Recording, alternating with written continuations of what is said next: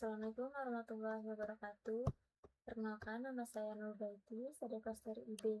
Pada video kali ini saya membuat video hands-on pengertian bertemu pada minggu kelima yang membahas tentang studi kasus, yaitu iterated questionnaire dilemma. Pembahasan kali ini dia meliputi yang namanya data and future thinking, jadi pembuatan fitur utama numerik, kemudian kita akan mencoba analisis perilaku.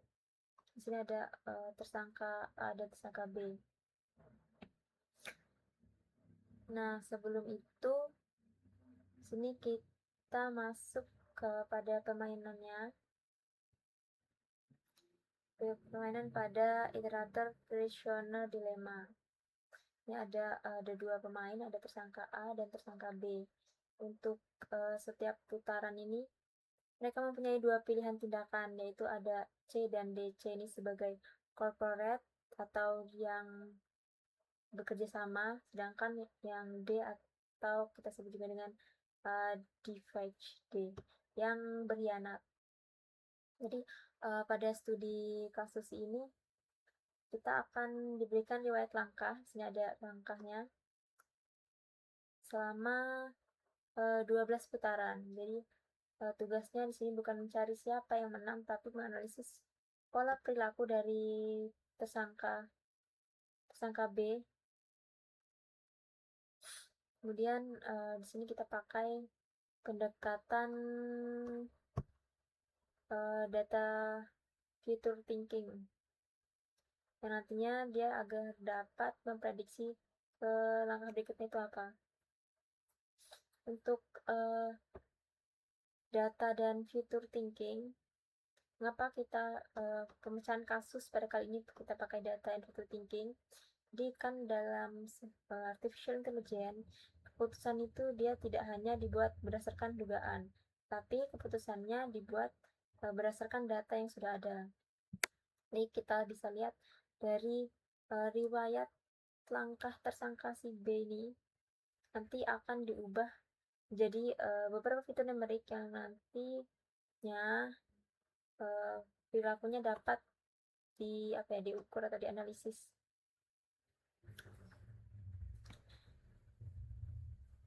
Jadi nanti kita istilahnya kita bisa ngubah data ini jadi informasi yang nantinya kita gunakan untuk sebagai bahan prediksi.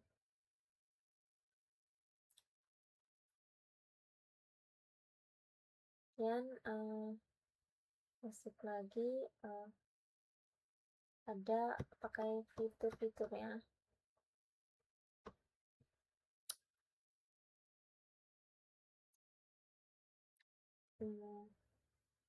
Ada fitur yang namanya di sini corporate thread. Jadi ini untuk fitur corporate thread, dia jumlah langkah dari corporate ini dibagi dengan total putarannya. Jumlah langkah langkah si B ini dibagi dengan putarannya.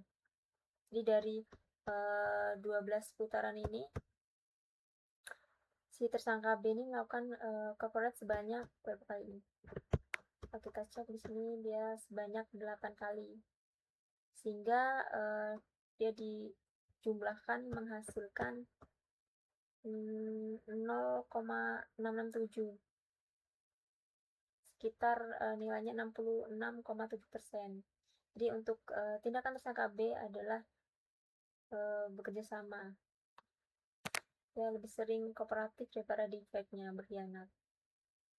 Dan ada fitur yang kedua, yaitu defection rate si tersangka B ini. Jadi untuk rumusnya, jumlah langkah defect dibagi dengan total putaran. Jadi untuk defect-nya si B ini dia melakukan 4 langkah 4 kali untuk total putaran 12 kali, sehingga mendapatkan hasil 0,333. Jadi artinya untuk deviation rate tersangka B ini dia hanya melakukan pengkhianatan sekitar 3,33 3,3% dari keseluruhan putaran, yaitu 12%. Jadi pelaku defect ini nggak mendominasi dibandingkan tadi yang corporate, dia sampai 8 kali. Nah, ada fitur yang ketiga, ada repeat rate atau consistency rate. Jadi fitur ini digunakan untuk melihat apakah si tersangka B ini cenderung dia ngulangin langkah sebelumnya. Kita cek untuk urutan langkah si B ini diambil dari data sebelumnya yang di atas ini. Dan yang tadi fitur 2, fitur 3. Nah, nilainya di sini didapatkan sekitar 0,636. Nah, fitur ini kita dapat simpulkan bahwa untuk perilaku tersangka B dia cukup konsisten dan tidak benar-benar acak. Ya, dari sini. Dan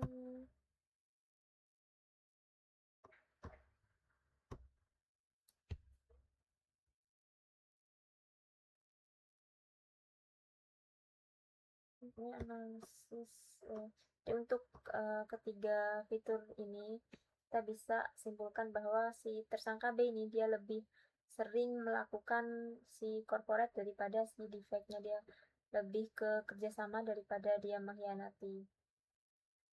Yang kita lihat untuk repeat juga, dia nunjukin bahwa perilaku si B ini dia cukup konsisten. Jadi untuk tersangka B dia tidak dapat dianggap sebagai pemain yang sepenuhnya rasional, seperti pada kalau rasional itu algoritma Minimax, dan dia masih sering memilih corporate lebih dominan. Nah, di sini di analisis prediksi ke putaran 13.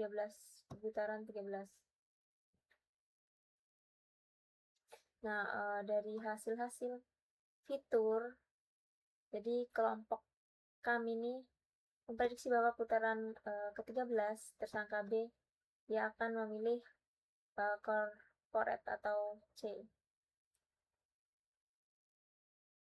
Kenapa? Karena prediksi ini ada 3 hal kenapa kami memilih si corporate ini. Pertama, si corporate ini tentunya rate-nya dia lebih tinggi daripada yang tadi di defect. Kedua, kalau kita lihat bagian fitur repeat rate tadi, dia itu nunjukin kalau perilaku si B ini konsisten. Jadi itu dasar yang kedua. Dan yang ketiga, dari urutan langkah ya, kita lihat tadi ada yang polanya berulang. Di langkah ada polanya, beberapa pola diulang. Jadi untuk kemungkinan langkah berikutnya adalah corporate.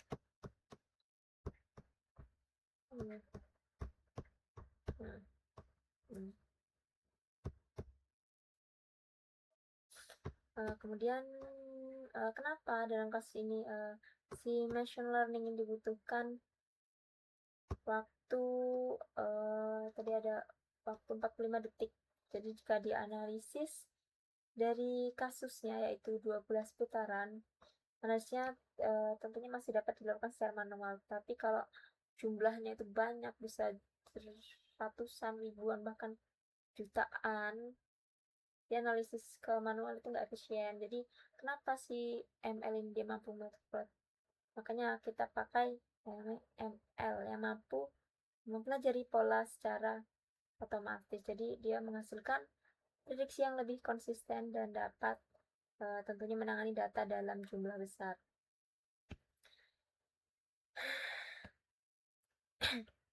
Jadi untuk kesimpulan dan berdasarkan analisis dari pertemuan 5, untuk pendekatan data and future thinking, dia mampu menggambarkan yang namanya perilaku tersangka B melalui ketiga fitur tadi. ada fitur numeric sehingga prediksi yang dihasilkan itu lebih terukur. Nah, dari yang kami ambil dari fitur-fitur tersebut, kami memprediksi bahwa langkah tersangka B ini yang tadi ke putaran 13 adalah corporate. Mungkin cukup sekian penjelasan dari saya tentang pertemuan 5 data and filter thinking. Terima kasih. Saya akhiri. Wassalamualaikum warahmatullahi wabarakatuh.